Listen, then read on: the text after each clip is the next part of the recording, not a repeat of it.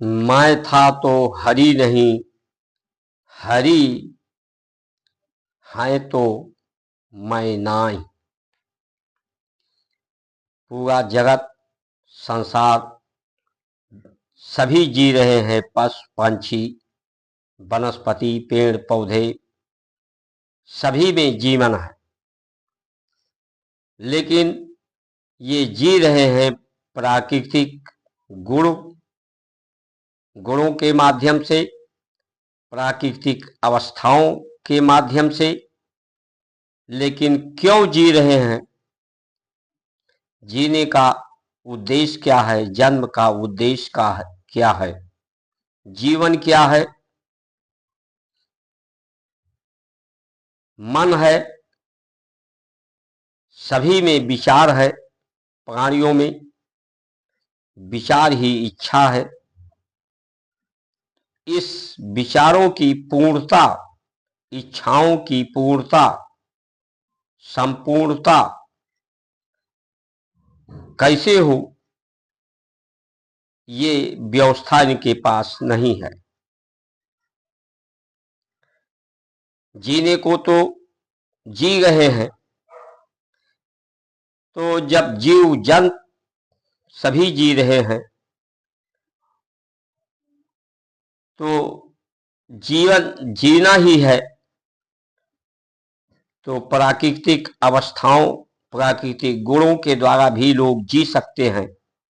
फिर इतनी व्यवस्थाओं की क्या जरूरत है? संविधान की, साधन की, सुविधा की, वैज्ञानिक व्यवस्थाओं की। व्यवस्था जो भारत की संस्कार संस्कृति है, सनातन धर्म है, व्यवस्था की आवश्यकता, संस्कार की आवश्यकता संपूर्णता की है कि हमारी पहचान क्या है, संपूर्ण जानकारी, संपूर्ण उद्देश्य, संपूर्ण जीने का कारण, जन्म का कारण, जवानी, आयु, बल, परमात्मा के होने का कारण, संसार के होने का कारण, शरीर के होने का कारण को जानने की संपूर्ण इच्छाओं की पूर्ति के लिए ये व्यवस्थाएं जो होती हैं वही संविधान है, वही व्यवस्थाएं श्रेष्ठ हैं, वही व्यवस्थाएं सुंदर हैं, वही व्यवस्थाएं सत्य हैं। सत्यम शिवम सुंदरम है।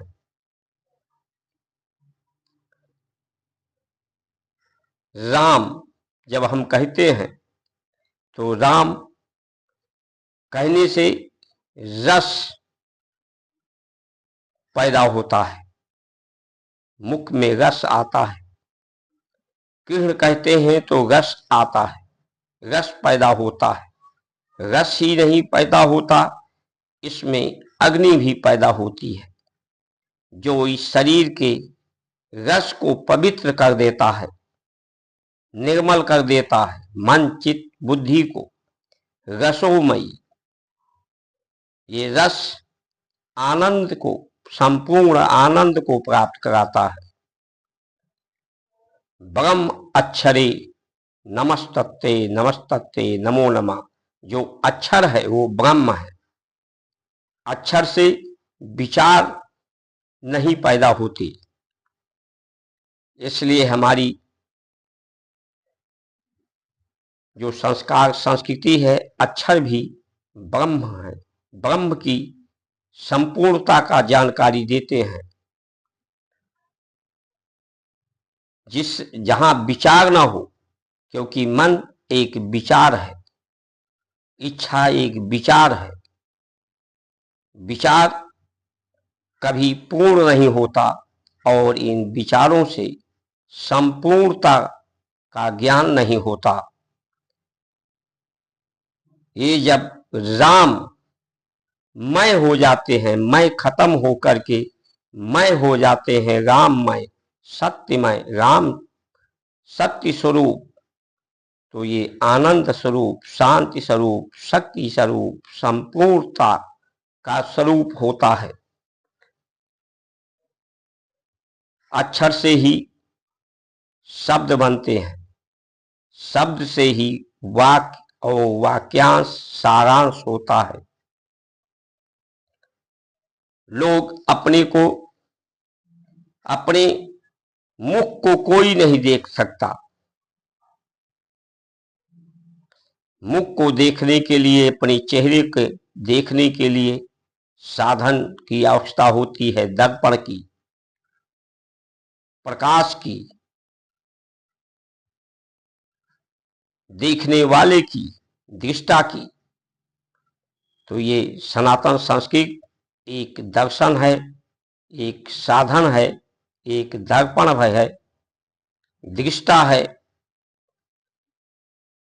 संपूर्ण आहार की पहचान गोरस, संपूर्ण फल का पहचान आंवला, जो खट रस है।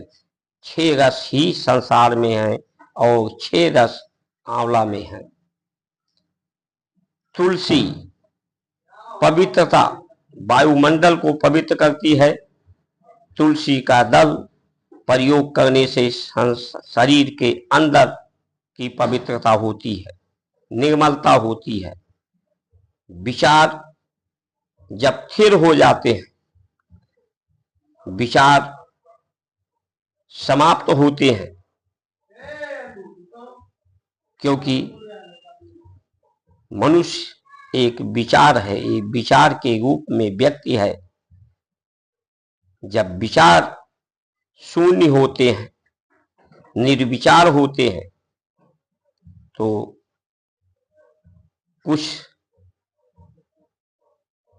परमात्मा पर के संसार के प्राणी सब एक समान, एक स्वरूप हैं। तो इसमें एकाकार का भाव, एकाग्र का भाव, विचार एकाग्र हो जाता है, एक बिंदु पर केंद्रित हो जाता है। सभी के विचार में एकाग्रता का भाव, एकांत का भाव, समग्रता का भाव, ये भारत की संस्कार संस्कृति के द्वारा प्राप्त होता है। विचार स्थिर होने पर इंद्रियां, मन, चित्त, बुद्धि स्थिर हो जाती हैं। तो दर्पण हम चेहरे को अपने शुद्ध जल, स्थिर जल, निर्मल जल में भी देख सकते हैं, या किसी के द्वारा हमें दिखाया जा सकता है, हमारी पहचान बताई जा सकती है। इसलिए संपूर्णता का ये इच्छाएं पूर्ण हो, कोई इच्छा शेष ना रह जाए। जब मैं सत्य, मैं राममय, कृष्णमय, शंकरमय हो जाता है, सभी में रस की मात्रा है। राम कहें तो राम से रश्मि भी, यानी प्रकाश, और रस भी, और बड़ा का मात्रा इसमें बड़ी मात्रा में है। इसलिए जीवन की संपूर्णता का जो व्यवस्था, विधान, विज्ञान, संविधान हमारी भारत की संस्कार संस्कृति है, जो संपूर्ण लोगों का, संपूर्ण जगत का, संपूर्ण इच्छाओं का सम्मान है, संभाल है, प्रतिष्ठा है। जो आज के समय में सिर्फ विचारों तक हम सीमित रह गए हैं, धर्म प्रदर्शन तक ही सीमित रह गया है। पूजा पाठ तक ही सीमित रह गया है और ज्ञान के चक्षु न होने से वैराग नहीं है, तो ये दो आंखें वैराग और ज्ञान नहीं है तो भक्ति बिना आंख के अंधी होती है। तो ये भीड़ का स्वरूप लेती जा रही है।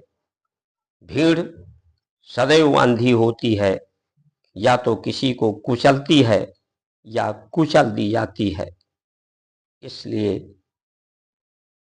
सनातन धर्म की परंपराओं की जागृति के अनुसार, धर्म नीति के अनुसार हमारा जीवन भी धर्म के लिए हो, जीना भी धर्म, मरना भी धर्म, जीवन की सफलता, जीवन की सार्थकता है। जय श्री राम।